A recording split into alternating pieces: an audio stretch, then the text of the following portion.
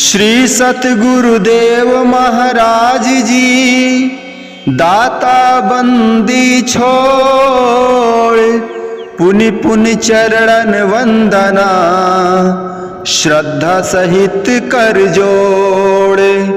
जीवों के कल्याण हित तजा अनामी लोक भक्ति मार्ग दर्शाय कर हर लीने सब शोक। हित कर वचनों से किया तम अज्ञान विनाश माया मोह के प्रबल तम काट दिए सब पाश। चरण शरण जिसने गही औरन की तज आस कर दिया निर्भय काल से दे चरणन में वास। दास भी आया शरण में सतगुरु परम उदार निज चरणन में ठौर दे मम जीवन दो संवार। बोलो जयकारा बोल मेरे श्री गुरु महाराज की जय। बोलिए सांचे दरबार की जय। श्री आनंदपुरवासी भगवान की जय। श्री नगली निवासी भगवान की जय। समस्त भगत जी को जय सच्चिदानंद जी। भगत जी इस चैनल को सब्सक्राइब कीजिए, वीडियो को लाइक कीजिए और वीडियो को ज्यादा से ज्यादा गुरुमुखों के पास शेयर कीजिए ताकि यह भक्तिमय सत्संग समस्त गुरुमुख जन तक पहुंच सके और आप भी पुण्य के भागी बन सकें। जय सच्चिदानंद भगत जी। हमारे हुजूर श्री सद्गुरु दाता दीन दयाल जी ने हम गुरुमुखों को चिताते हुए कहा है, समय का सदुपयोग करो। प्रत्येक मनुष्य को सदैव अपना जीवन विचार पूर्वक और युक्ति पूर्वक व्यतीत करना चाहिए।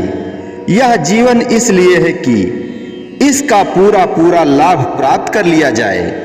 जल की तेज धारा की तरह समय का बहाव भी तेजी से बहता चला जा रहा है।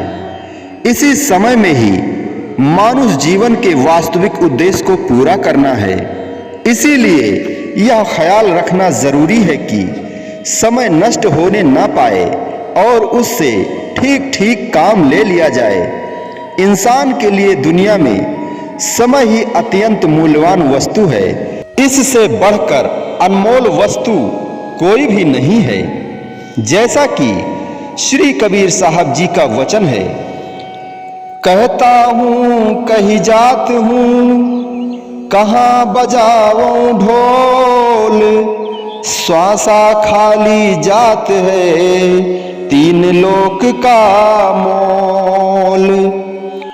कबीर साहब जी कहते हैं, प्रत्येक मनुष्य दिन रात में करीब 24,000 श्वास लेता है तथा जब एक एक श्वास का मूल ही 3 लोक की संपदा के तुल्य है तो मनुष्य के रात दिन के 24,000 श्वासों के वृथा जाने से कितना बड़ा नुकसान होगा, यह सोचने और विचारने की बात है। काम तो दुनिया में सभी मनुष्य करते हैं और कर भी रहे हैं। काम से खाली और फारिग कोई नहीं है, मगर सबके काम करने और वक्त गुजारने के ढंग में फर्क है। कोई तो उसी वक्त को ठीक ठीक इस्तेमाल करता है और कोई इसका अनुचित उपयोग करता है, अर्थात अपने वक्त से जो काम लेना है यदि वह ले लिया गया तब तो ठीक इस्तेमाल हुआ, तथा यदि अनुचित कार्यवाही उसी वक्त में की गई तो वह वक्त बेजा इस्तेमाल हुआ। मानुष जीवन जिस उद्देश्य की पूर्ति के लिए मिला है, यदि इससे उसी विशेष उद्देश्य को पूरा करने का काम ना लेकर कोई और काम ले लिया गया तो यह समय का दुरुपयोग ही कहा जाएगा। सुरति को मालिक से मिलाना ही मानुष जीवन का वास्तविक उद्देश्य है। परंतु यदि यही काम करने के बदले सूरत, धन, पदार्थ, जायदाद, स्त्री, पुत्र और कुटुंब, परिवार आदि में फंसकर की गई तो नतीजा क्या होगा कि 84 लाख योनि के चक्र में और नरकों में जीव जा पड़ेगा। तब क्या यह समय का सदुपयोग है? दुनिया के जितने भी संबंध और नाते हैं ये सब शरीर तक हैं। तुम उन्हें आत्मा के रिश्ते नाते समझ बैठे हो। बस यही धोखा है, क्योंकि चीज जिस तरह होगी वह वैसा ही प्रभाव प्रकट करेगी। मिसाल के तौर पर जब कोई प्रतिकूल ग़िज़ा गलती से पेट में चली जाती है तो वह अपना प्रतिकूल प्रभाव प्रकट किए बिना हरगिज नहीं रह सकती। वह पेट में कई प्रकार के रोगों और बीमारियों को उत्पन्न कर देती है।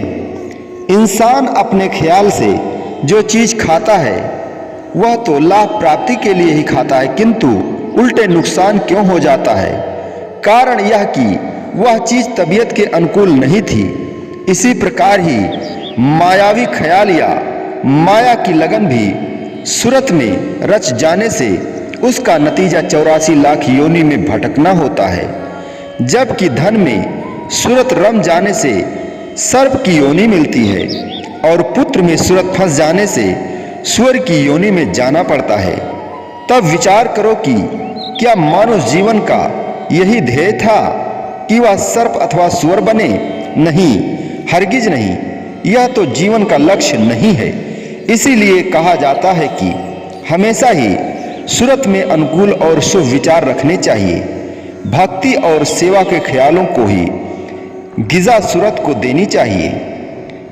गुरुभक्तों और प्रेमियों के इतिहास का क्या क्या पाठ सिखाते हैं कि किस प्रकार उन्होंने भक्ति और सेवा में दृढ़ रहकर तथा माया मोह से अपनी सूरत आजाद करके ऊंचे ऊंचे पद प्राप्त किए और कहां से कहां पहुंचे। उनके उदाहरणों से पाठ सीखना चाहिए और उन्हीं की भांति अमल कमाई करके अपने सूरत को सद्गुरु से मिलाना चाहिए। अपनी चीज तो भक्ति है और सद्गुरु का सार शब्द है। उसे अपनी चीज से ही दिल लगाओ। पराई चीजों को अपना बनाने की कोशिश बेकार है।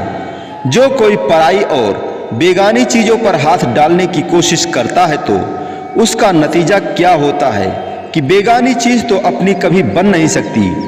उल्टे वह खुद ही बेईमान या हद नियत, बदनियत कहलाता है और दंड के योग बनता है।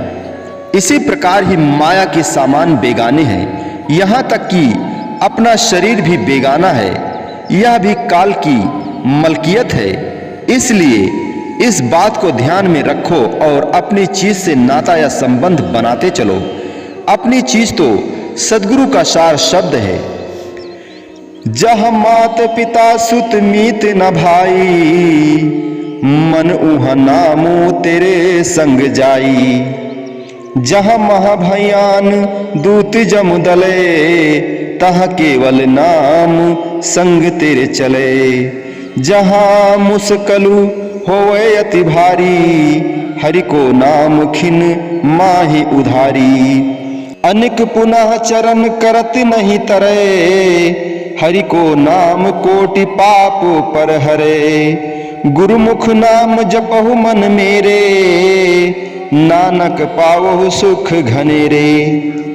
जहाँ कोई भी अपना नहीं बन सकता, सभी धोखा दे जाते हैं। वहाँ फकत नाम, सार शब्द, सद्गुरु ने जो हमें नाम दीक्षा दिया है वही नाम ही रक्षा करता है और दुखों से छुड़ाता है।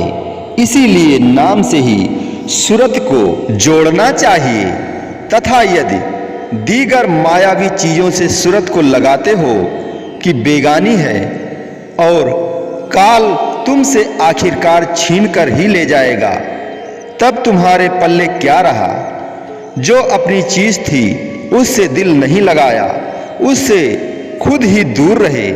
तथा जो काल की चीज थी वह काल ने छीन ली। नतीजा यह हुआ कि दोनों हाथ खाली रह गए। न लोक बना और न परलोक, ऐसा होना तो अच्छा नहीं है। इसलिए याद रखो कि मानुष जन्म के इस अनमोल अवसर में गफलत और लापरवाही करना सख्त गलती है। समय हाथ से निकला जा रहा है। जो गाफिल रह जाते हैं उनके घरों को चोर लूट ले जाते हैं। काम, क्रोध, लोभ, मोह, अहंकार रूपी चोर हर समय गुरुमुख को लूटने की कोशिश में रहते हैं, मगर सच्चा गुरुमुख वही होता है जो सद्गुरु की आज्ञा को सिरोधार करके उनके बताए हुए रास्ते पर चलता है। इसलिए अपनी चीज, अपनी अनमोल वस्तु को संभाल कर रखो। जैसा कि ऊपर कहा गया है, अपनी चीज तो सद्गुरु का सार शब्द है, बाकी सब चीजें बेगानी हैं। बेगानी चीजों में सूरत मत फंसाओ। वह बेगानी चीजें कहां तक तुम्हारी सहायता करेंगी और तुम्हारी कभी भी नहीं बन सकेंगी। बोलो जयकारा बोल मेरे श्री गुरु महाराज की जय। बोलिए साचे दरबार की जय। श्री आनंदपुरवासी भगवान की जय। श्री नगली निवासी भगवान की जय। समस्त भगत जी को जय सच्चिदानंद जी।